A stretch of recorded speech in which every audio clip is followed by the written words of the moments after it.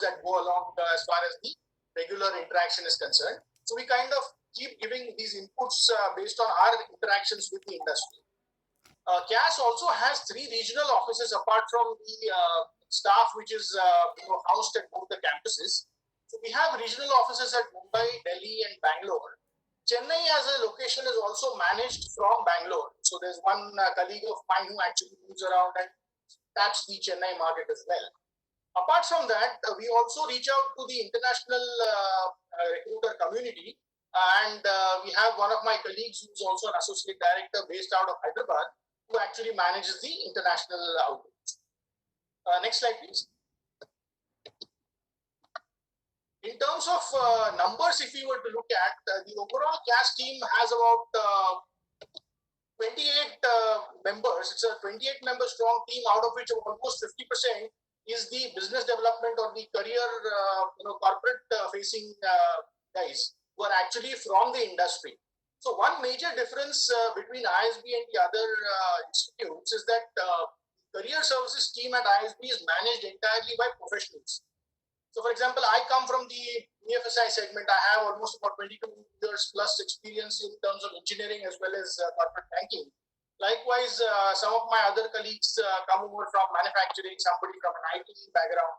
So apart from the fact that we have our connects and understanding of the industry, it's also a bit of a continuity that is found as far as the recruiters are concerned. Because normally when it's a student-run initiative, the senior students would graduate and move on, and it's the juniors who would come and take their place. Whereas at ISB, there is a sense of continuity. It's more often than not the same person continually working with a particular recruiter. So there is a sense of continuity and understanding as far as the relationship goes.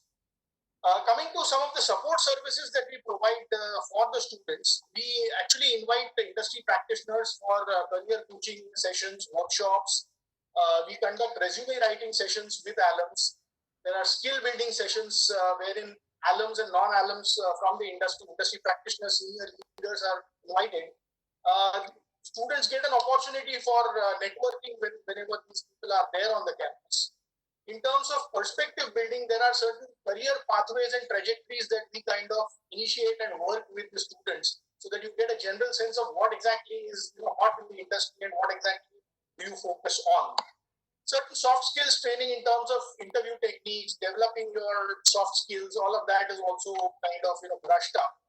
And given the fact that this year is going to be more of a digital focused year, wherein given circumstances and given the constraints imposed by COVID, we might actually need to look at more of digitalization and digital outreach.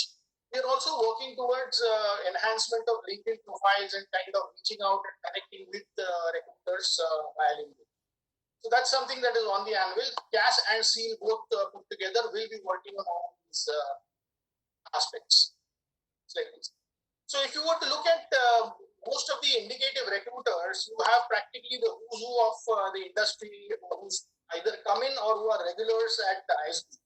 So there are, if you were to look at the BFSI segment, Axis Bank actually runs a women leadership program, which is called We Lead, Women Empowerment and Leadership Program, wherein they come and pick up women leaders on campus. Given the fact that ISB has a large amount of gender diversity, almost 40% of the class cohort is comprises of women. So they feel that it's a good pool of talent to look at in terms of striking a gender balance.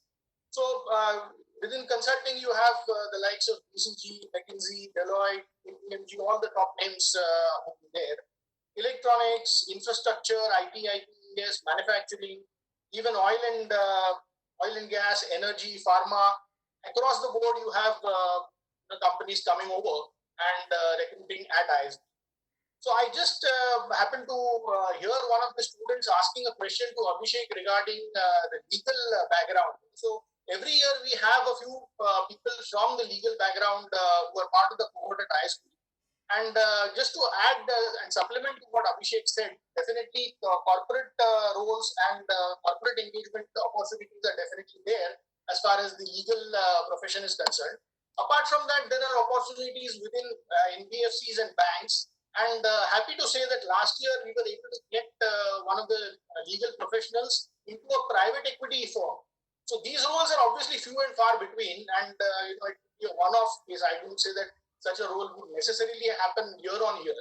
But so when we were actually engaging with recruiters, the recruiter came over and asked me that we're looking at somebody with a legal background who can kind of be a gap, be a bridge between the private equity firm and my portfolio entities. And that's how this particular role actually we were able to bring to the campus. The candidate was shortlisted, finalized, and happy to share that she's already joined the particular firm.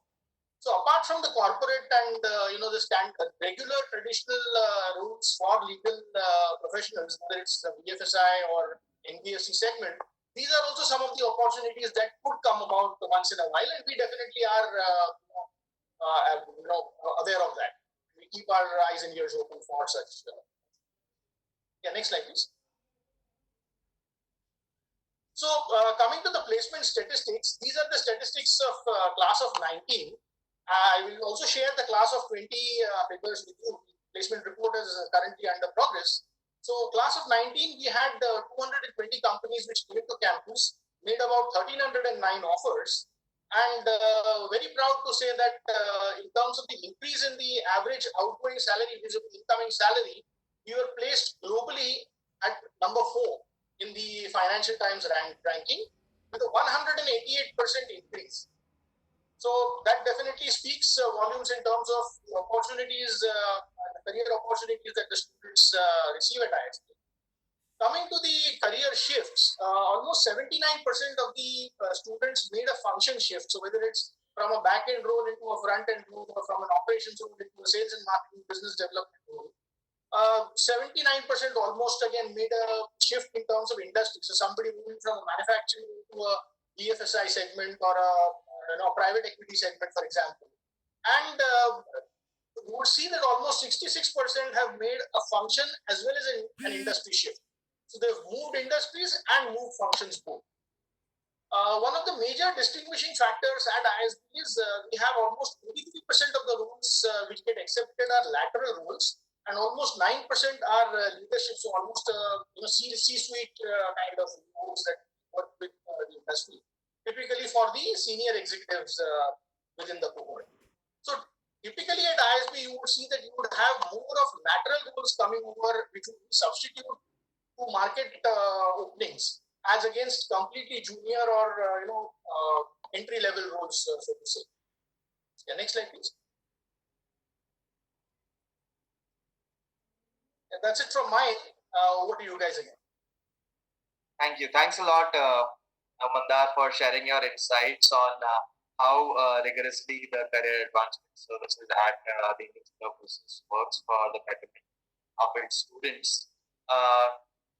Now, what I'll do is I'll quickly take you through some of the slides which I wanted to talk about, and then I'll come to this slide on how to apply.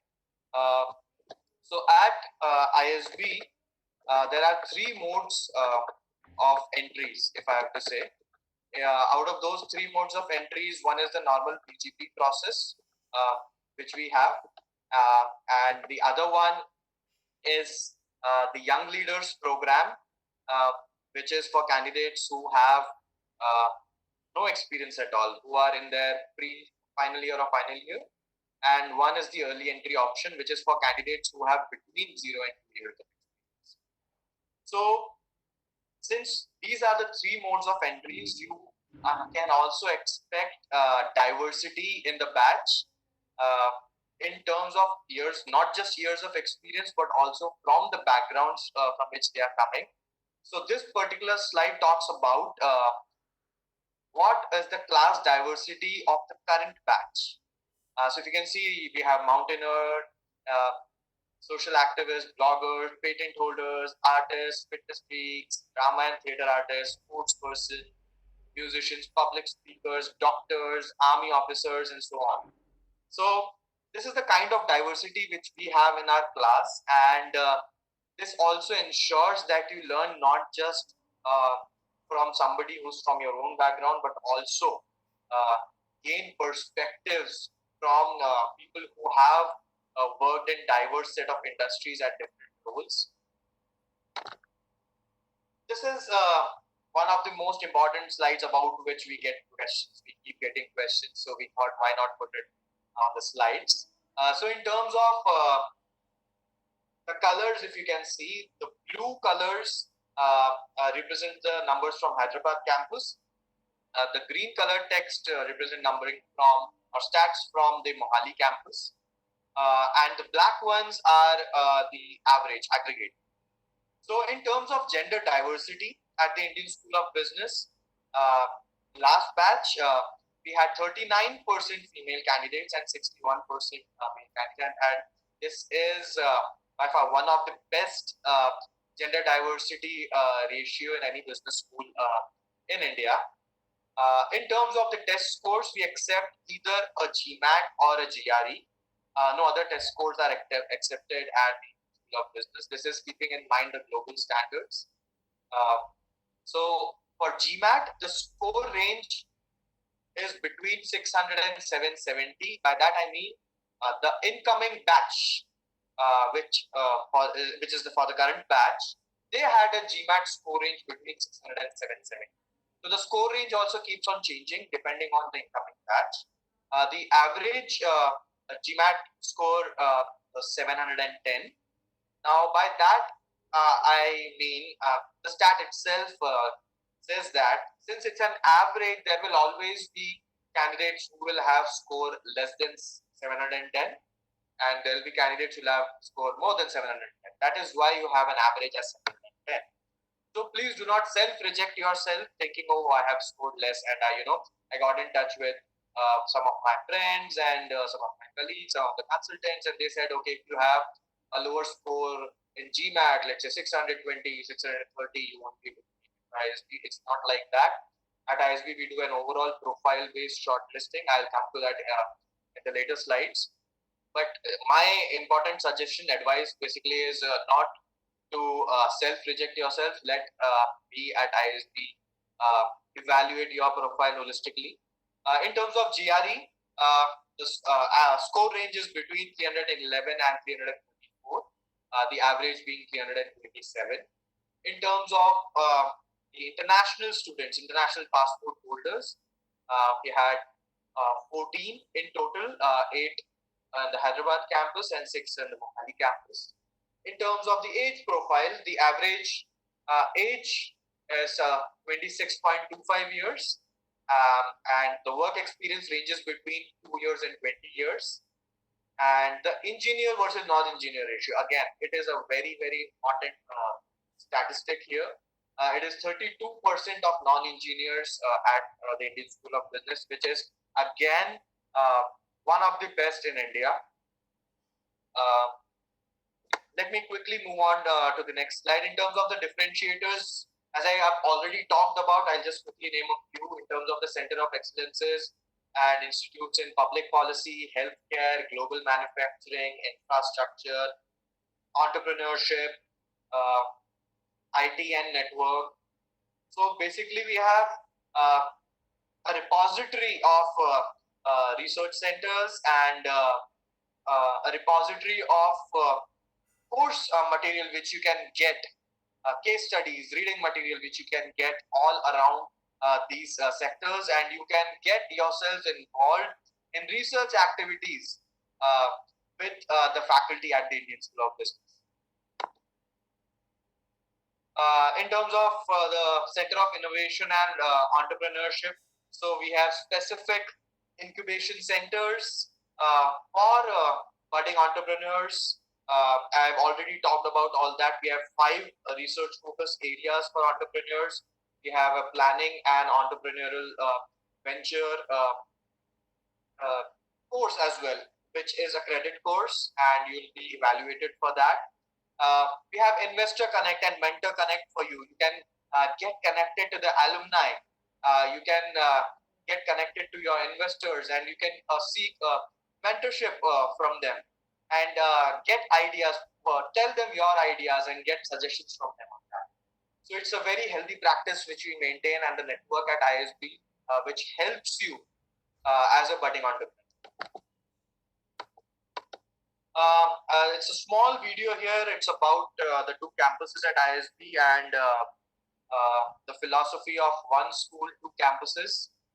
Since it doesn't have any audio attached to it, I think it will be seamless and you'll be able to enjoy.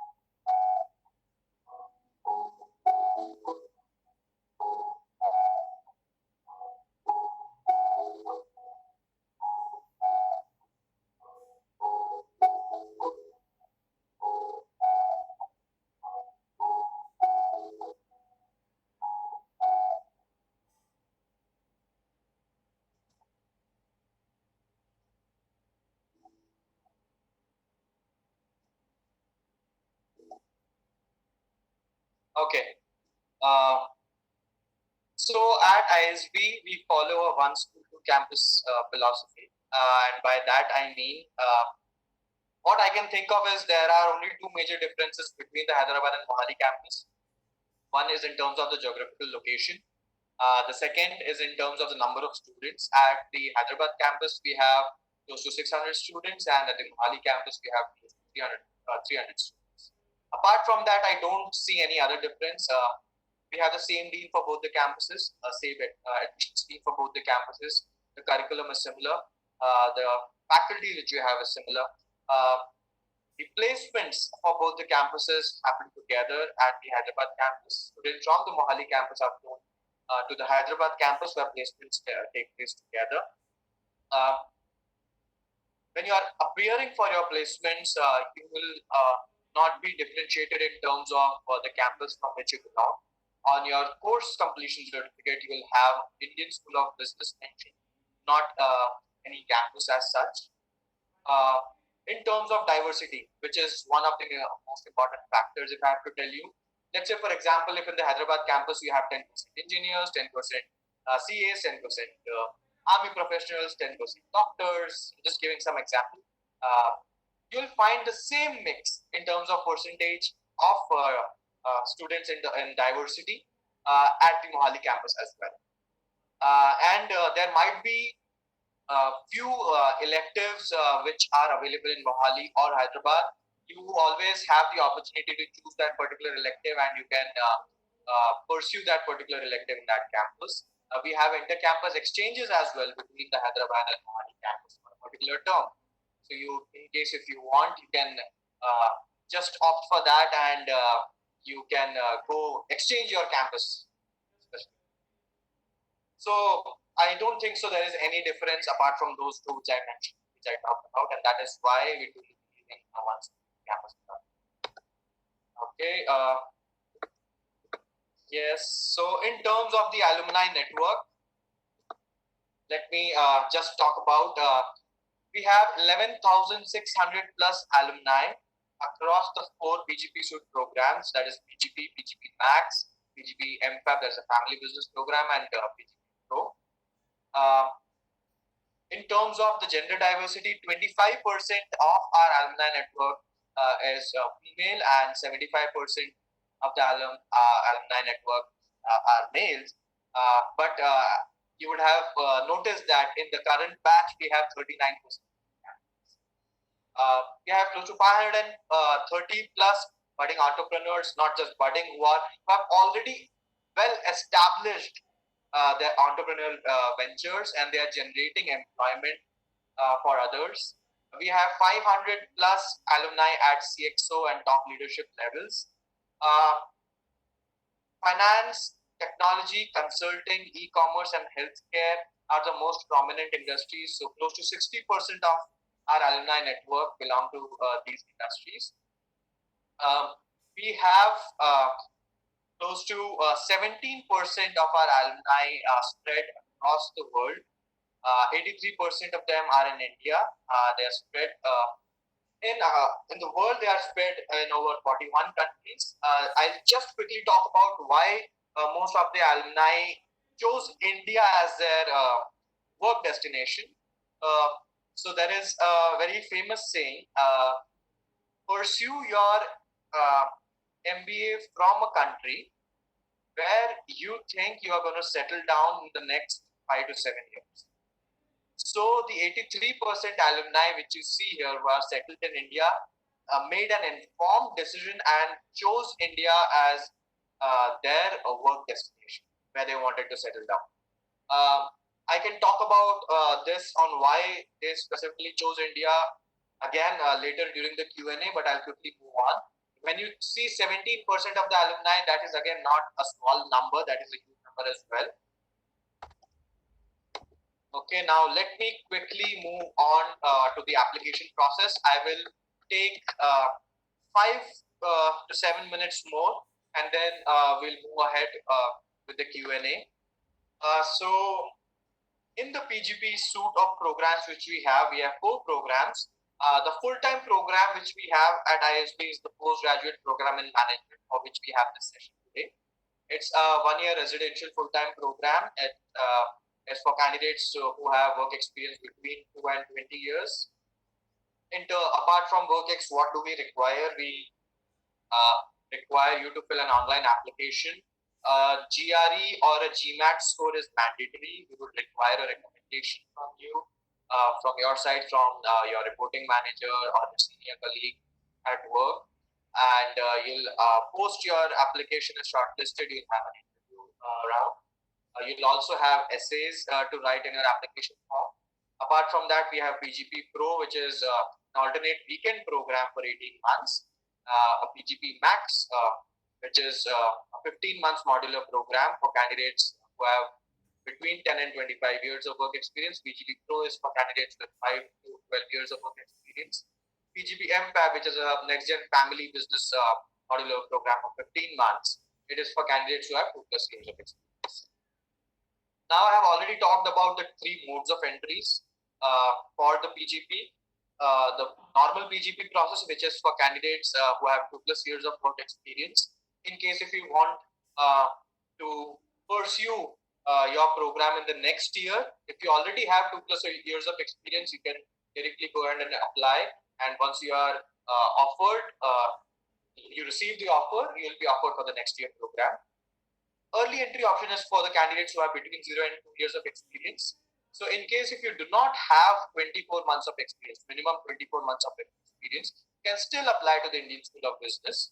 And in case if you receive the offer from ISB, it will be mentioned that you can join the program, the PGP program, once you complete 24 months of your work. So let's say you have 12 months of experience right now. You can apply right now. And in case if you receive an offer, it will be mentioned by March 31, 2021. If you complete your 24 months of experience, you can directly come and join the program in 2021. Otherwise, you'll be eligible to join the program in 2022. You won't have to go through any additional process. You'll be directly coming and joining the program in 2022 in case if you complete your work experience by 24 months of work experience by 2022. 30%. Young Leaders Program again is a deferred program, like an early entry option. It is for candidates who are in their pre-final or final year of their college. It can be in their undergraduate college or their post-graduation. It's just that they should not have a prior full-time work experience. Internships are not counted as full-time work experience. Now, it's an entire different process for Young Leaders Program. So I'm not talking much about it, but it's like a 3-stage process. Whoever wants to know more about the Young Leaders Program, please reach out to us at ylp@isb.edu. And you can call us anytime on the numbers which will be displayed later on, and we'll get back to you shortly on that. But just to give you an overview, it's a 3-stage process. And once you receive an offer for the Young Leaders Program, you will be required to complete 20 months of work experience, and post that 20 months of work experience, you can directly come and join. So it's a very, very easy process. And in your first stage of Young Leaders Program, you're not asked about any of your GMAT or a GRE score or a recommendation or anything of that sort. In your first stage, you just have to provide your academic details, your awards and achievements, and you have to write 2 essays. So it's as easy as that. And once you're shortlisted, then further the second stage and the third stage, you have further application forms to fill in. Okay, so what qualities do we sort out when you are applying for PGP? It's your academic credentials, it's your leadership quotient, which you not only portray, showcase through your work experience, but through your personal life as well. So your awards and achievements, your professional life, in your essay, in your recommendation, all these sections can highlight your leadership. And most importantly, again, your personal attributes, because what we want to know is what values will you be adding to ISB, and how will ISB be able to add value to you. So your application form will basically consist of 6 sections. One will be the personal details, second will be academics, third will be work experience, then awards and achievements, which is your personal and professional awards and achievements. Then you have essay, then you have recommendation. So each of these sections has a weighted score attached to it. That is why we say that we do an overall profile-based shortlisting. So in case if you have lower academics as per you, if you think you have scored less in your academics, or you have scored you have scored lesser in GMAT, do not self-reject yourself. You will always have an opportunity to cover up in the other sections of your application form. I have to give you an example. There was a candidate who scored 780 in GMAT who was not selected. There was a candidate who scored 620 in GMAT who was selected for the interview. So your application basically will be your story. So narrate your own story in your application form. Okay, so the essentials are, we require you to have a bachelor's degree, minimum 2 years of work experience, and a GMAT or a GRE score. It's an online application. You will be asked for 2 essays, 1 recommendation. Your essays, please do not get it written from someone. We will know. We at ISB, we have very, very experienced professionals sitting back there in our admissions team who can find out whether you have copied or you've gotten it written from somewhere else. Please be true and transparent to yourself and to ISB in whatever you write in terms of your uniqueness, what you bring to the table, and in terms of your career goals. Okay, in terms of financial assistance, you can make it to ISB through company sponsorship. One other way of getting your finances done is through your personal savings. But in case if you do not have any of those, ISB has tie-ups with close to 20, 23 or even more banks and who provide loans at friendly rate of interest. We can get you in touch with them. If you choose to get in touch with them, do let us know. And they will help you in easing your loan journey as well. Plus, if I have to tell you, it's just through the alumni experience and the alumni whom we have gotten in contact with. We never got to know from them. They never talked about it. That they face any financial challenges in terms of applying to ISB, or fee was any constraint in applying to ISB, because post ISB they were able to recover the entire loan amount. Usually the repayment time period provided by the banks is around 10 15 years 15 years, but the most of the alumni were able to complete finish pay off their loans within 5 to 7 years. Now one more important aspect which we have is the ISB scholarship. So we have a lot of corporate scholarships available at ISB. You just have to tick a checkbox in your application form. By default, you'll anyway be considered for an ISB scholarship, but you have to just check a checkbox, and you can see a lot many corporate scholarships. Even if you go on the website, you'll be able to see that. You will just have to write a small statement of purpose, kind of an essay, and why do you think you fit right in for that particular corporate scholarship. Apart from that, we have need-based scholarship and merit-based scholarship. So by merit-based scholarship, I need to say we do not have any reservation quota as such at the business. Everything is based on merit. So in terms of scholarship, if I have to tell you, you'll have a pre-interview score generated using an algorithm which combines all your weighted scores in the different sections of your application. You'll have a post-interview score. Both the scores using an algorithm will be combined again, and a final merit-based score. And the admissions committee, it's not we are from the admissions team, but the admissions committee, which comprises of the professors and alumni from the PGP suite, that is all the 4 programs. They are the decision makers for who should be accepted, who should be waitlisted, and who should be provided scholarship.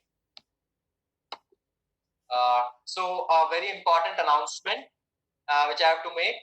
They are the admissions for the PGP program, PGP 2021-22 are open, and we have come up with the round 1 deadline, which is September 20th, 2020.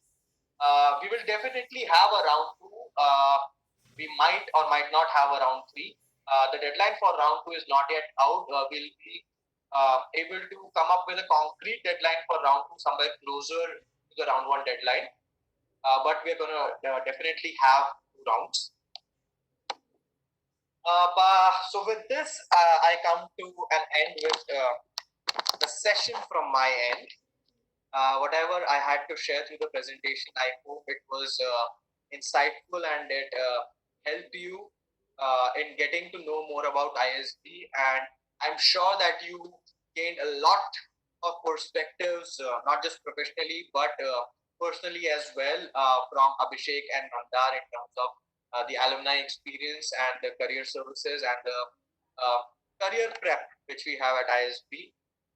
With this, what I'm going to do is I'm going to open the session for Q&A. Please go ahead and type in your questions in the chat section, and Yashwant will help us out in reading out the questions. And I am there. Mandar is also there, and Abhishek is also there. So we'll share our perspectives and our answers for your questions. Yashwant, over to you. Okay, thanks, JB. Okay, the first question goes out to Abhishek, and this question comes from Siddhant. He says, Abhishek, you would have graduated in a time around the global financial crisis. While circumstances aren't identical, the situation now is comparable. How did the job market react to the economy then? And did a lot of students get placed, or was it tough for a placement to come by? Right. you're a little off in terms of the timing. What happened for my batch was that most of us had already got placed by the time it really hit. Because remember, the placement starts in December, January. And until that time, the full impact of the slowdown as such was not really visible. So we actually did not face that many issues. I think the next batch did face some of those issues, and in fact, they had a tough time, no doubt about it, and also because the school was relatively new. But I think we got away, so I can't tell you like firsthand what happened. But yeah, essentially what happens is you come in thinking about a particular number, right? You say, I need a salary which pays me at least this much, or I need a role which is at least this level. And essentially what happens is, you have to take something less that is on the table, right? And I mean, as a general rule, the idea is that when you're leaving ISB, take a job, right? I mean, it's not that you're going to have to take that job for the next 40 years, right? But it's always a good idea to take a job that's on the table at that point. I remember an alum once told me that when I was at ISB, that you'll only understand the power of being an ISB alum once you're an ISB alum. So, while you're at campus, you're still not an alum, right? So take a job, and then when you're out there and you're meeting prospective employers, that's when you'll be able to get that, so-called dream job, right? Mandar, would you want to pitch in and share your perspective? Yes. So Abhishek hit the nail bang on the head. Absolutely. So what we also suggest to the students is when you are moving out of the school and when you are graduating or at the time of placements, it's always good to evaluate what are your top aspects or criteria for a particular job role or a profile that you're looking at. And broadly, if a particular profile meets your top 3 or 4 criteria, one should always go ahead and take that particular job. I'm not saying that you should short sell yourself, but if it largely matches what you're looking at, not necessarily that you will be able to get your dream job on campus. If you do, well and good. But if not, you will necessarily need to kind of find yourself and make yourself comfortable into that role. You should glide into that role as you get into the industry. You may not necessarily get it on day one. You'll have to work towards that. That was one aspect. The other aspect is, as far as the career services scheme is concerned, like I mentioned, we're always on the lookout and we're always interacting with the industry to gauge what exactly is the upcoming domains, what are the other sunrise sectors that people are looking at. And to that extent, definitely we will continue to work with our recruiters and the students in terms of getting the necessary opportunities across. Just one thing that I would like to add as far as the students are concerned is, you should continue to also keep upgrading yourself, keep developing yourself. So tomorrow when we are past this pandemic and once the industry starts looking up, you are actually in a better position to kind of make better use of the opportunities that you have on. I hope I've been able to answer. Yes, thank you, Mandar and Abhishek. Next question comes from Akshay, and the question is, how does the AdCom consider a dynamic experience? That is to say, from various startups, non-brand MNCs, growing from a tech role to a product role. Okay, Abhishek, would you want to throw some light on that? I guess you can share your peer group experience with them, from where they came in, and how easy or how difficult was it to blend in with all of you? I think she was asking how the AdCom sort of evaluates it, right? I think an AdCom person or someone who's looking at interviewing you, I think he's looking at growth, right? And if you have that thought process of saying, I started because I wanted to do this and then I decided to do this, that's absolutely fine. I mean, I don't think ISB is looking for people who are straight-jacketed, who cannot try something new. In fact, it's the opposite, right? ISB itself is something new. So someone who has done something exciting or interesting, I don't think there will be any negative points or it will be considered unfavorably that why did you change your role or why did you leave a big company and go to a small company. I mean, end of the day, most students who come in are looking to try something new or add some value to themselves. So I don't think that's a negative. Thanks, Abhishek. So Adding on to what Abhishek just said, so in terms of which company you were working for, whether it was a big company or a small company, what was your role there? What would matter is only the quality of experience which you come up. So it can be a very small role, but the or responsibility which you had. But if you played a very important role in your organization in terms of adding value to it, whatever role you were in. If I have to talk about myself, I was a mere test engineer at Infosys for 4 years, and then later on I realized, okay, through my brother, he was forcing me, okay, please do an MBA. I also wanted to move out of a tech kind of a role into a team lead kind of a role or a manager kind of a role. So that time, what mattered was my overall profile. I ended up working as a manager for in digital marketing. So I was able to change my role from a test engineer to a digital marketing manager, and I was able to change my industry as well from an IT industry to education. So please please understand that most of us, as Mandar had shared in the placement slide as well, close to 78% of the candidates at ISB make a career shift in terms of function or industry, and close to 65% of the students do both. So it doesn't matter from which particular industry or a company you are coming from. What will matter is the quality of the experience which you are coming. Thank you, Jibi, for sharing your perspective. The next question comes from Manali, and she's asking, what generally would you think would be a good number of work experience before one enrolls for ISB? How is the mix among your group? I think this is directed towards Abhishek again. But yeah, Abhishek, you could answer that if you want. It's always when I think back about how many years work experience I should have had before I go to ISB, I think there are two opposite sides to this argument. Number one, I honestly feel that the more number of years of experience you have, the better you're able to relate to a lot of what is taught, right? So I went there with about 5 years work ex.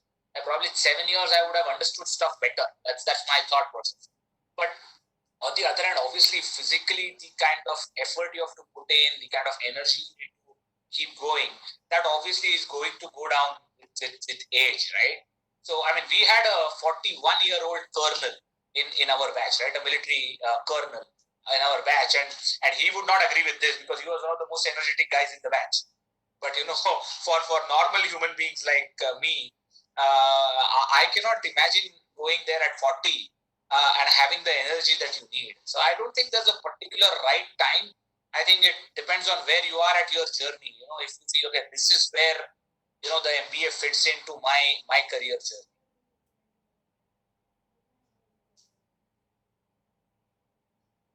Yeah, rightly said, Abhishek. So when you see the experience range between 2 and 20 years, again, what we are trying to ensure is that you learn from each other a lot in whichever part of the journey in your professional life you are. So when we talk about 2 years of work experience, it doesn't mean that you do not come with that value proposition or that capability or qualities in you.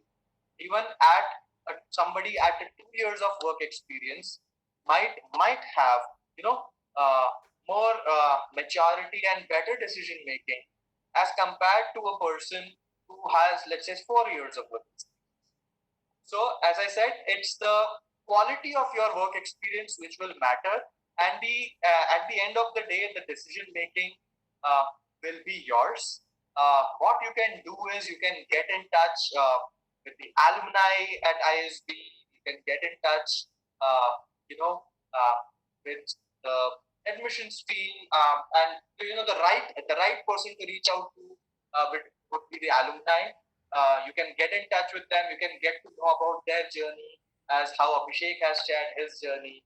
You get different perspectives from them. Somebody might have joined when they had 2 years of experience. Somebody might have joined when they had 10 years of work experience, and somebody had 17 years of work experience. So when you gain perspectives, you sort of figure out the way of how you can take an informed decision. Okay, thank you, Jimmy, for sharing that.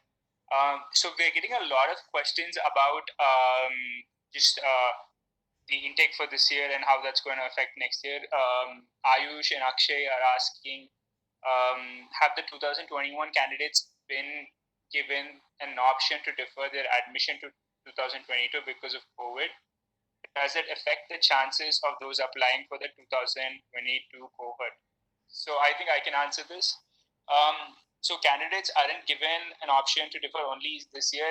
Every year, candidates are given that option to defer, and many people do defer because of various reasons. And this year also we've had deferrals. I would say yes, a little bit more than general, but we do have deferrals this year, and we will have deferrals again next year. But one thing to keep in mind is that if your profile is strong and if you're a good candidate, a strong candidacy, ISB would want you to be part of the PGP program. And I think that is where the focus should lie, because the bottom line is that the number isn't substantially different.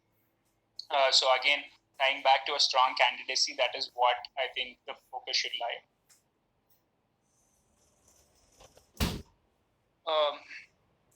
Do you want to add anything to that, GB? No, I'm good. That was okay. Answer. Okay. We have a question from Chaitanya, and the questions: are students automatically assigned to one of the two campuses? If so, what is the criteria for the same? Okay. So you get an option in your application form to choose your preference in terms of the campus, but then ultimately it will be admissions committee's decision on which campus you are allotted. So as I talked about before, in terms of the differences between the two campuses, it's just in terms of the geographical location and the number of students. I'll just reiterate those points in terms of the faculty, the curriculum, the facilities, the infrastructure, everything is same. Both the campuses have the same thing.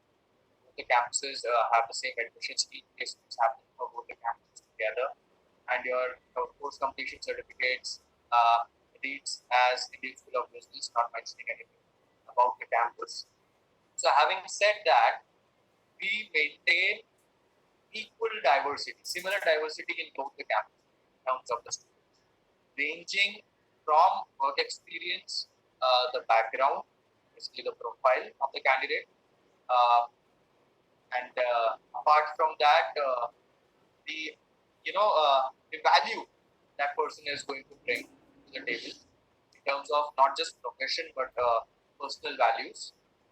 So it's your overall profile, and it's just that it is like, to maintain a similar mix, you'll also find across the GMAT or GRE scores as well. So it's like, a similar profile structure which is followed for both the campuses, and it is like, picking and putting in the law.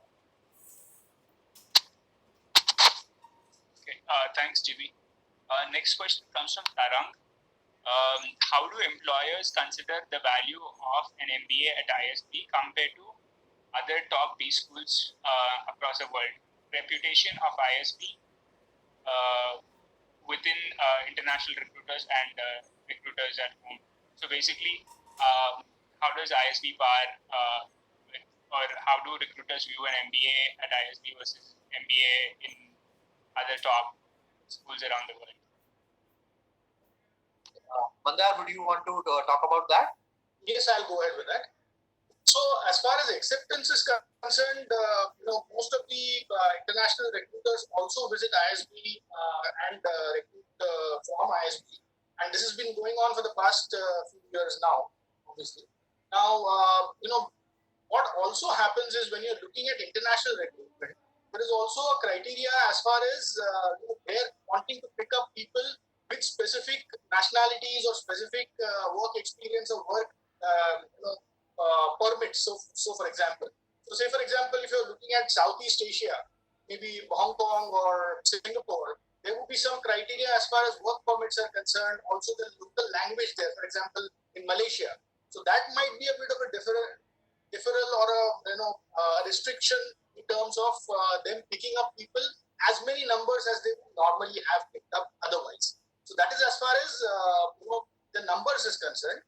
As far as acceptance is concerned, there is absolutely no doubt in anybody's mind in terms of the pedigree of the ISB graduates, and that's been on display for a number of years. There's no limitation there.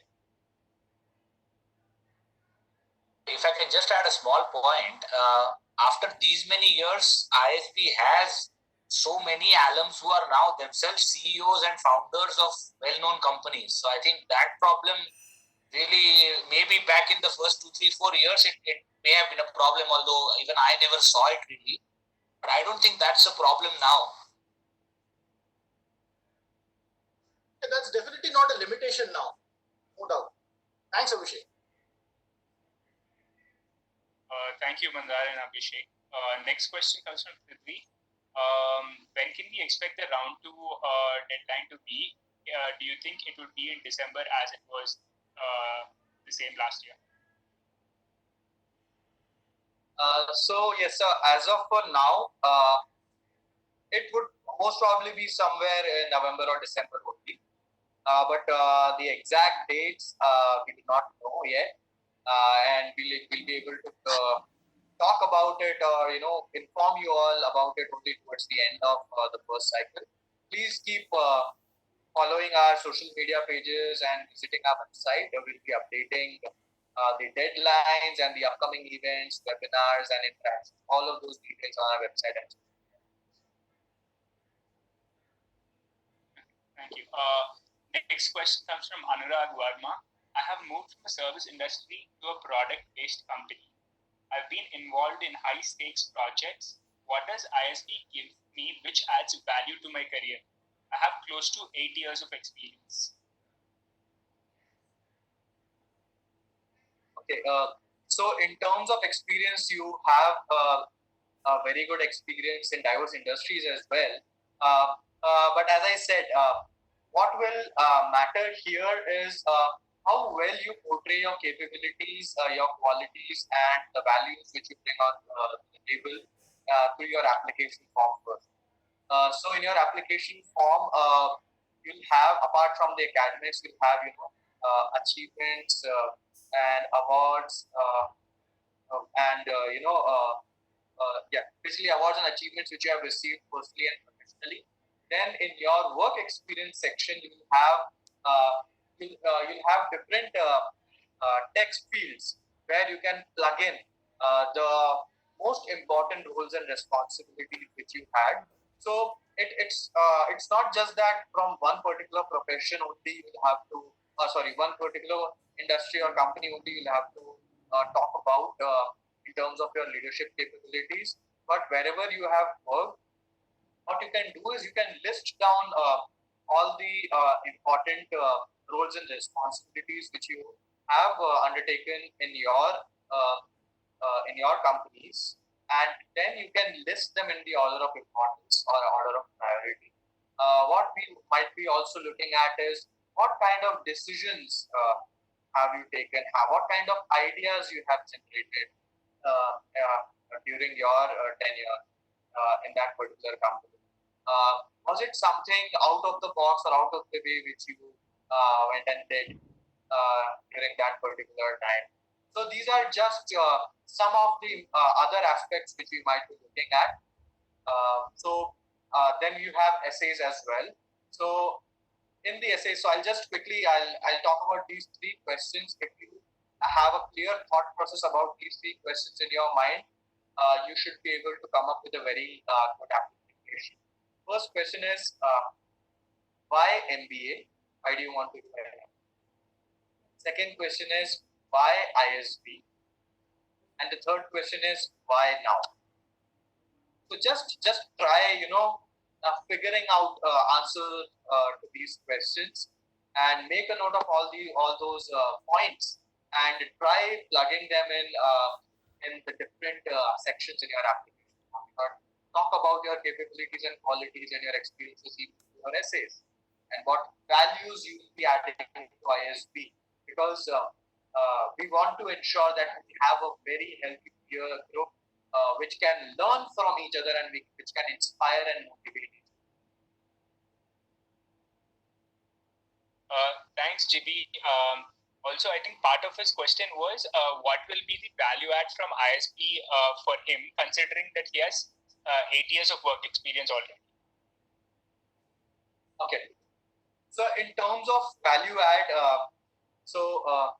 I right now do not know whether you're looking for a check or an industry should have playing the same role. In terms of opportunities which you will get at the Indian School of Business, I've talked about the experiential learning program which you will have. I've talked about the study tracks which you'll have, both focus on grooming you professionally in terms of not just in the industry you are in, but you can also pick and choose the industry about which you want to know more in depth, and you can get into projects under experienced faculty and industry mentorship.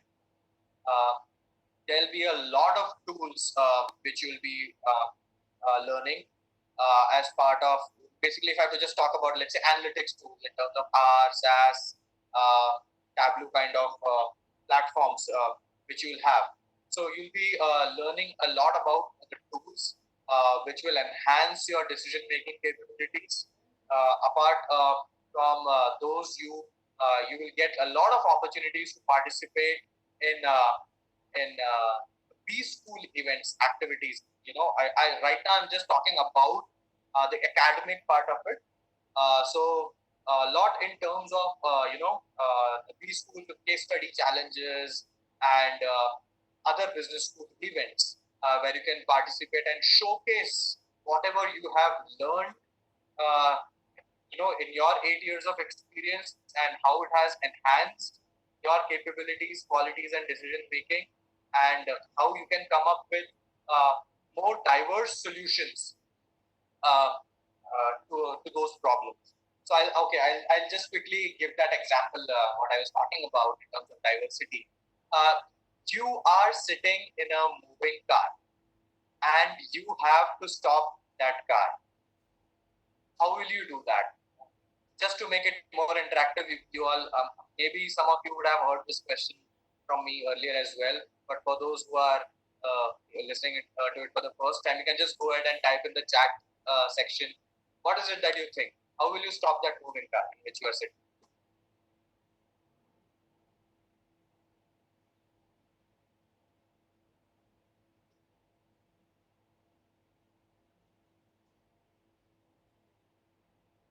Okay, fine. Thank you.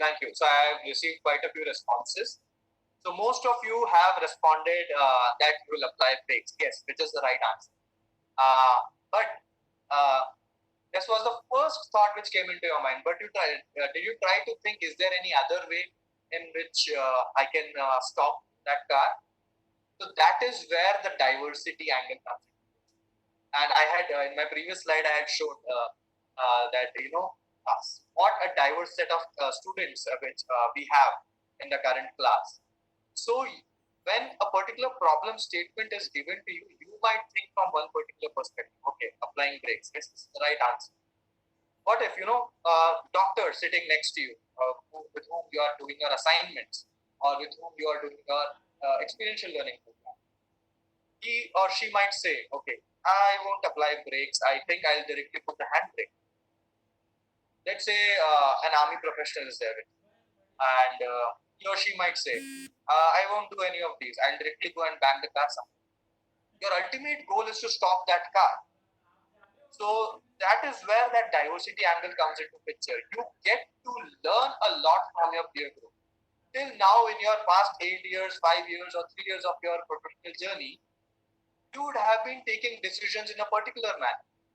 But now when you have a very diverse set of peer group, you get to learn, okay, oh yeah, I could do this as well. I could solve this particular problem in this other way as well. And what if that different approach is a more efficient way of getting a solution to that particular problem.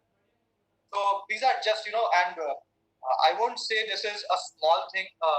Diversity is one of the major things which you will which you'll appreciate once you join a particular business, especially ISB, which has one of the most diverse set of candidates.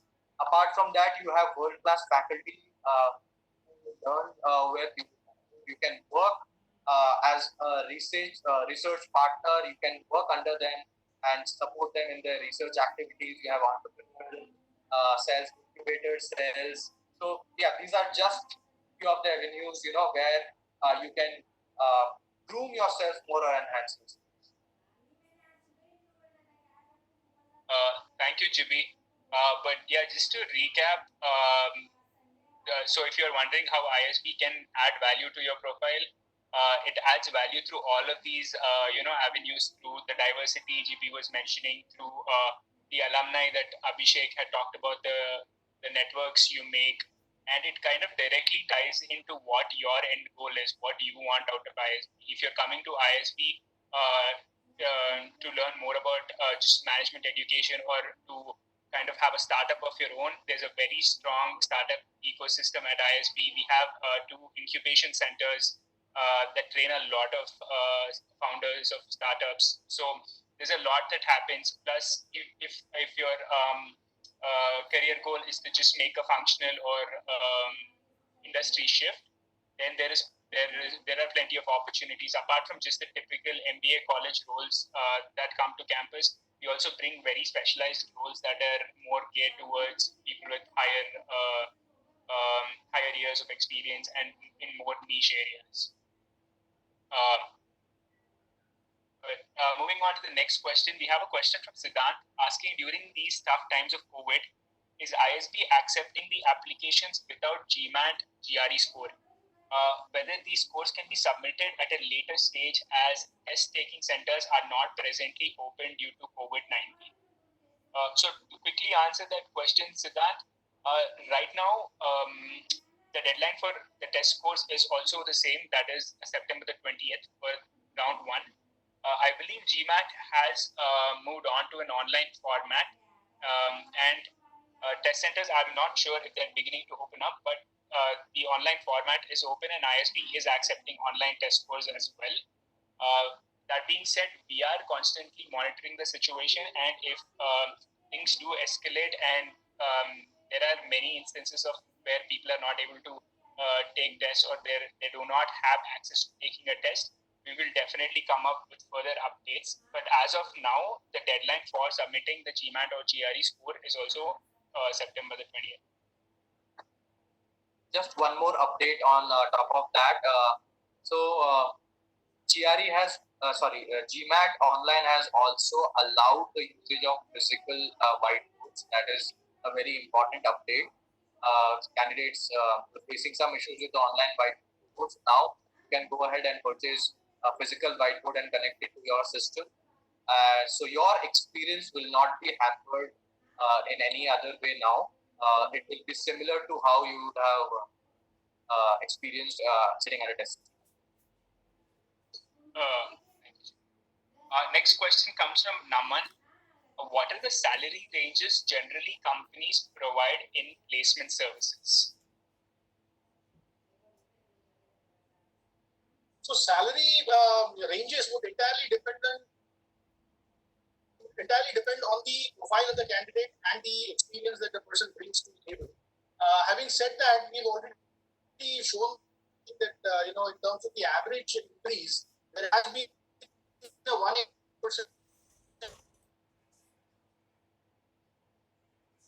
increase on the average salary. Proud to say that we placed 4th globally on that particular. So it would be I wouldn't be able to quantify a number specifically, but it will entirely depend on the industry and the candidate. Just to add to what you mentioned in one of the earlier questions, we also work with senior executives, and there is a specific senior executives club which looks at people with more than 8 years of work experience.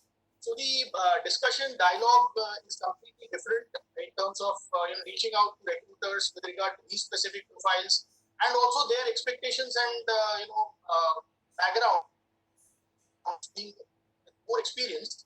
Definitely, the communication and the discussion that happens with these students also is completely different.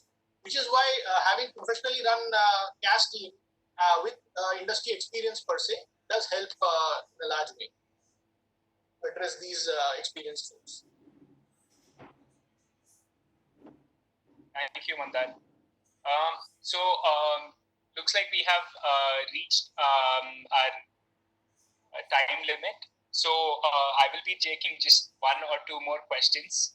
But if there are any unanswered questions, or if there are questions that pop up in your mind later on after this webinar, on the screen you can see the different touch points that you can contact us through. And we would love to hear from you. And please do feel free to reach out to us at any time. Question from Pooja: is it true that the chances of admission to B school and scholarship is higher in round 1 as compared to later rounds? So Pooja, for scholarships, definitely there are some scholarships that are exclusive for round 1. For instance, the 100% scholarship that is offered to students is reserved for people who are applying in round 1.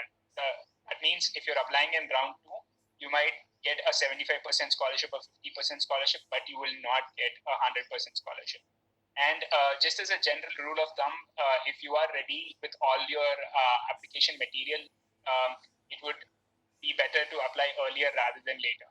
So I hope that answers your question. Next question from Narsi Reddy: is it mandatory for the applicant to have awards recognitions for consideration?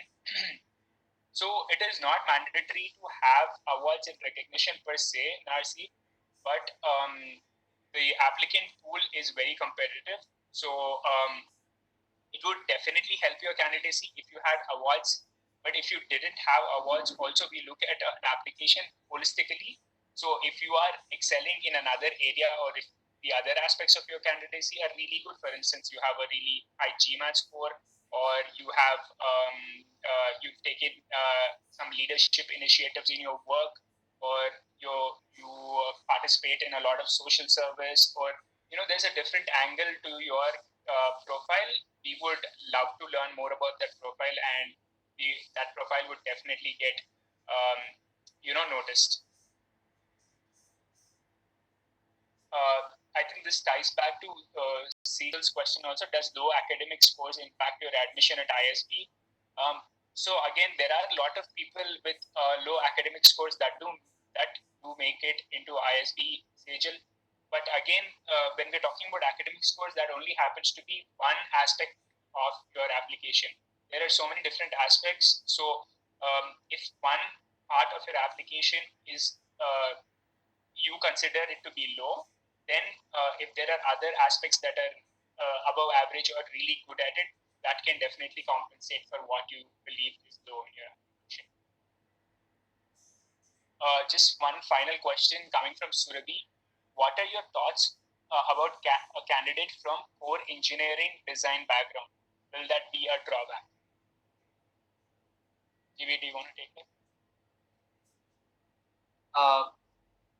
So as I said, we have a diverse set of candidates coming in, whichever background or profession you can think of.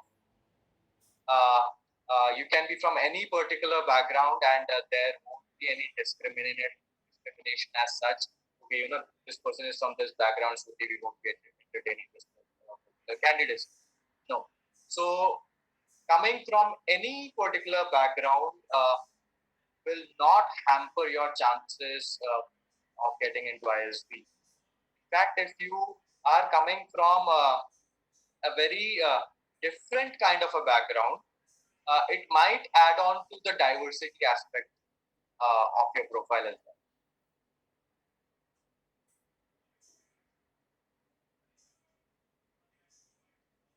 Thanks, JP. And as a matter of fact, 68% of the class of 2020 was from an engineering background. So if you do think you're from a core engineering background, that just means you're part of the majority. And like JP said, that is definitely not a disadvantage. But if you are from an extremely diverse background, that would definitely get your profile noticed. But diversity alone would not suffice in getting a PGP admit. That would just be a part that differentiates your profile. So nothing is a disadvantage here. With that being said, we will be closing the question and answer session and concluding the webinar.